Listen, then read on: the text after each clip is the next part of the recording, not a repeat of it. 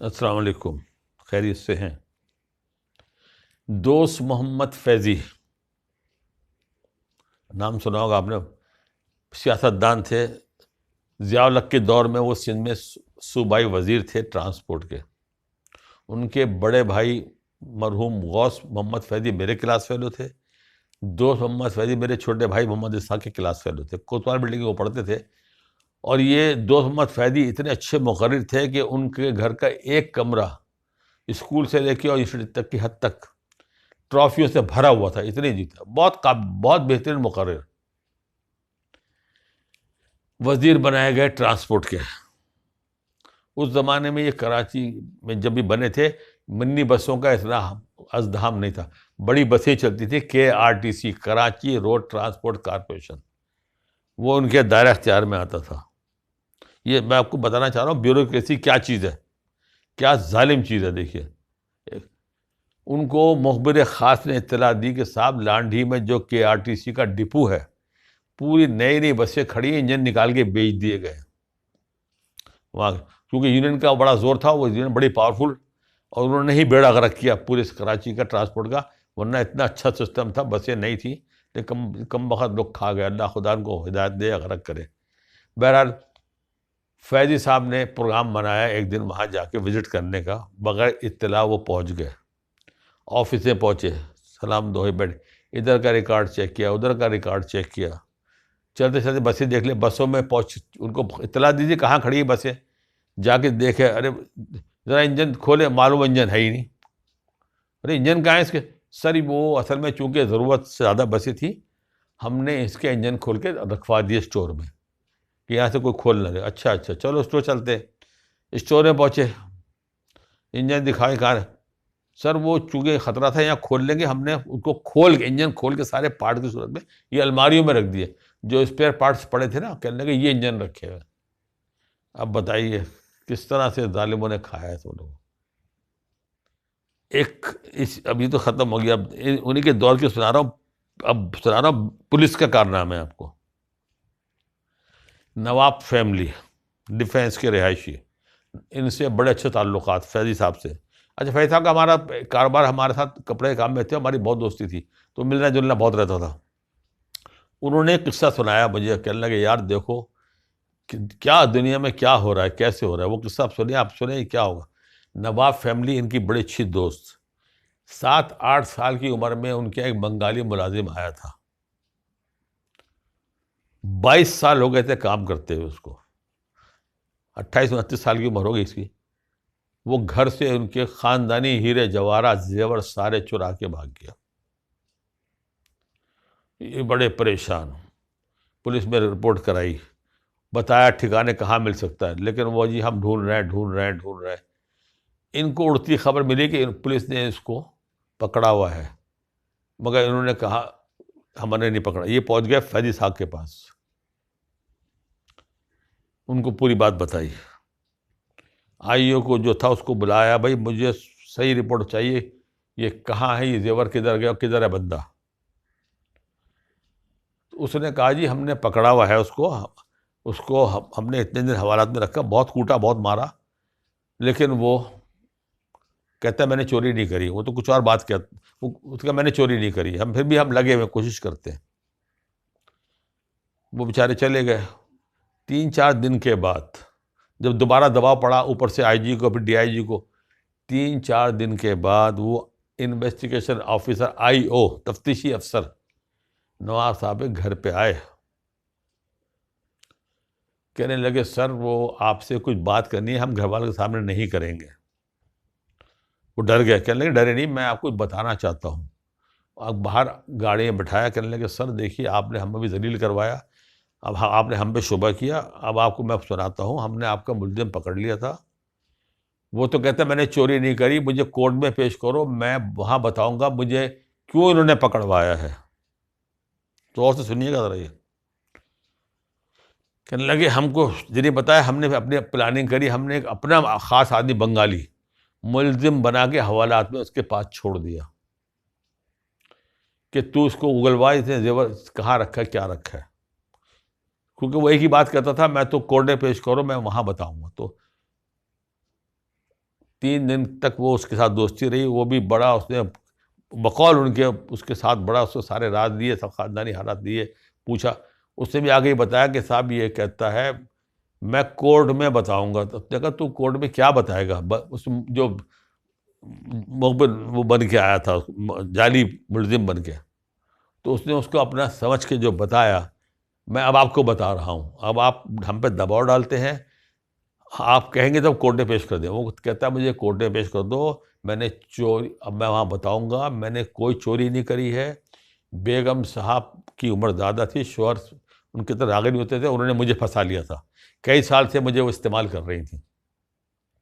اب میری بھی شادی ہونے والی تھی, میں جانا چاہتا تھا شادی کے لیے, مجھے چھوڑتی نہیں تھی, انہوں نے مجھے دھمکی دی تھی کہ تو اگر چھوڑ کے جائے گا میں تجھے بند کرا دوں گی. تو ساری کہانی یہ ہے. مجھے اب وہ یہ کہتا ہے جی کورٹ میں پیش کروں, میں آپ کہیں تو کورٹ میں پیش کر دوں, پھر آپ جائیں, آپ کی عزت جانے.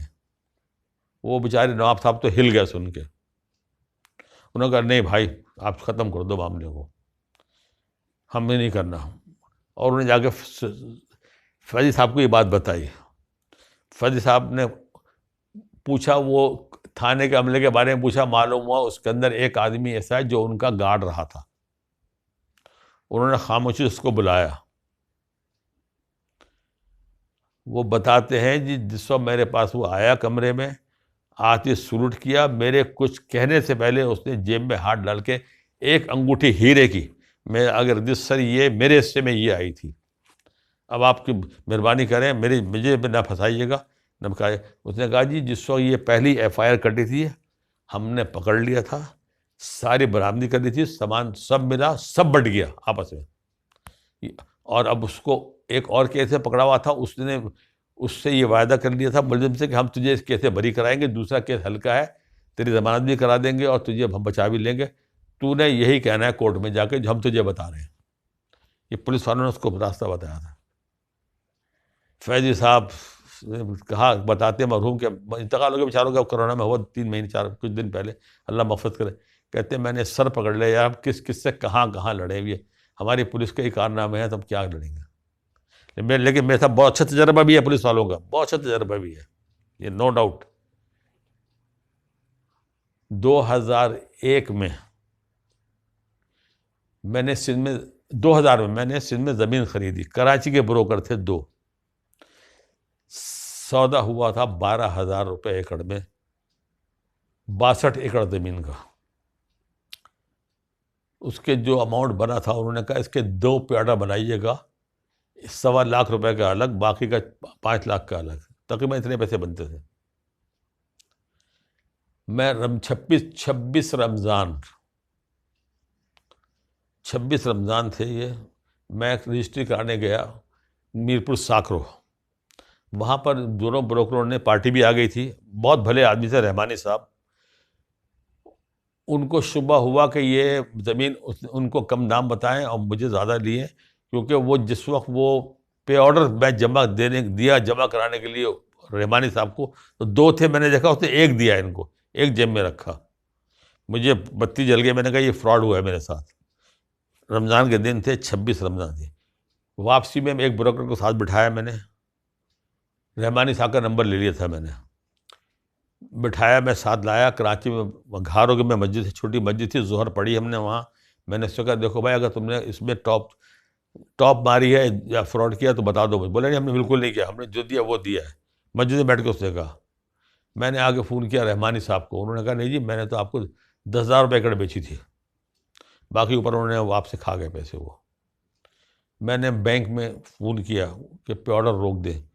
انہوں نے کہا پے آرڈر ایک دفعہ بن جاتا ہے, نئی رولنگ آ گئی ہائی کورٹ کی, کسی کے نام کا وہ ساتھ آئے گا تو کینسل ہوگا, ویسے نہیں ہوگا. بہرحال وہ کیش ہو گیا. میرے دوست DIG فخر الدین بلوچ صاحب ہوتے تھے, جن کے والد بھی بڑے نیک نام سیشن جج تھے سانگھڑ کے, جن کو بھٹو صاحب نے اپنے دور میں ان کے مرضی کے خلاف ضمانت لینے پہ اس کو ہتھکڑی لگوا دی تھی. ان کے بیٹے بہت اچھے نائس آدمی. ان کو میں نے فون کیا, فخر الدین بلوچ صاحب DIG صاحب کو, کہنے لگے یار تم دہلی والے ہو کے مار کھا گئے. میں نے کہا یار ہر شیر کو 1.25 شیر ہے. انہوں نے کہا اچھا میں تمہیں تھوڑی دیر فون کرتا ہوں. مجھے پھر فون آیا کہ آدھے گھنٹے کے بعد آپ چلے جاؤ, پولیس ہیڈ آفس میں، وہاں پر ایک نیا لڑکا ASP آیا ہے، نام بعد میں بتاؤں گا، اس سے آپ مل لو، وہ آپ کا مسئلہ حل کر دے گا۔ میں پہنچ گیا، میرے آفس سے قریب تھا، پیدل پہنچ گیا میں۔ بہت اسمارٹ سا لڑکا آیا، بٹھایا، چائے کو پوچھا، میں پورا مسئلہ سنا، کہنے لگا آپ مجھے نمبر دے دیجیے، میں آپ کو اپڈیٹ کرتا ہوں۔ ان کا بھی فون آ گیا آدھے گھنٹے بعد۔ اچھا، وہ جو دو بروکر تھے ان کا دفتر ڈیفینس میں تھا، انہوں نے کہا جی میری ڈیفینس بات ہو گئی ہے، وہاں پر ایک ASI اسحاق نام کا ہے، آپ اس سے مل لیے، مسئلہ آپ کا حل کر دے گا وہ۔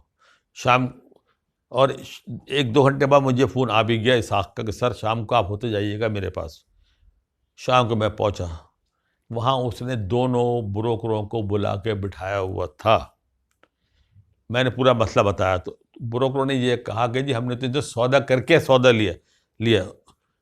کمال تھا پولیس کی، صاحب ٹریننگ خوب ہوتی ہے۔ اس نے آفیسر نے پوچھا تم نے ان سے بروکری بھی لی ہے؟ بولے ہاں لی ہے۔ انہوں نے کہا تمہاری تو ایسی کی تیسی، جب تم نے پارٹی بن کے بیچا تو بروکری کیسے تم نے ان سے لی ہے؟ بند کرو دونوں کو۔ وہ بند کرنے کے جناب دونوں ہم دے رہے ہیں ہم پیسے دے رہے ہیں۔ وہ 1,20,000 یا 24,000 کا کھانچہ تھا۔ انہوں نے کہا جی ہم نے ایک حصہ وہاں گاؤں میں دیا ہے، ہم 90,000 روپے دیں گے آپ کو۔ میں نے کہا جو ملتا ہے پکڑو۔ 90,000 روپے ملے بھائی ان سے۔ میں اس کے دوسرے تیسرے دن بہت اچھے برانڈ کے جینٹس سوٹوں کے 3 سوٹ کا کپڑا لے کے میں گیا ASP صاحب کے پاس، ان کا شکریہ ادا کیا۔ ان کے لیے میں نے آپ کے لیے میری اپنی پروڈکٹ ہے، میں آپ کے واسطے لایا ہوں۔ اب آپ ان کے الفاظ سنیے، اور آپ آج میں سلام کرتا ہوں اس آدمی کو، آج بھی وہ بہت بڑی پوسٹ پہ ہے، اگر نام دیتا ہوں سمجھ لیں گے آپ۔ وہ مجھے دفتر سے باہر لے کے گئے، کہنے لگے بھائی دیکھو میں نے جو کچھ کیا یہ میری ڈیوٹی ہے، کوئی میرا کمال نہیں ہے، اور آدھی رات کو بھی کام ہوا میرے پاس آپ رابطہ کر سکتے ہو۔ اور میں آپ کو بتا دوں میرا نام ثناء اللہ عباسی ہے، میں جماعت اسلامی امیر لڑکانہ جان محمد عباسی کا بیٹا ہوں۔ مجھے اللہ نے بہت نوازا ہوا ہے، آپ کی مہربانی، اپنا تحفہ لے کے جائیے، اور ہر وقت میں خدمت کے لیے حاضر ہوں۔ صاحب اس آدمی کو اتنا نائس آدمی ہے، وہ پوری پارٹی حکومت چل رہی ہے، کہیں ٹکنے دیا ہی نہیں اس کو۔ آج وہ IG گلگت بلتستان ہیں، نائس آدمی ہے صاحب۔ پچھلے دنوں اس کے بھائی کا ایکسیڈنٹ میں انتقال ہو گیا، اللہ مغفرت کرے، بہت دکھ ہوا سن کے۔ میں نے کہا ایسے اچھے پولیس افسران بھی ہیں کہ انہوں نے پھر جناب میرے، تو دیکھیے میں نے کہا اچھے پہلے، اب برے دونوں میں نے بتا دیا آپ کو، اور بھی بہت کہانی ہے، انشاءاللہ اگلی دفعہ پھر اللہ خیر کرے گا۔ السلام علیکم۔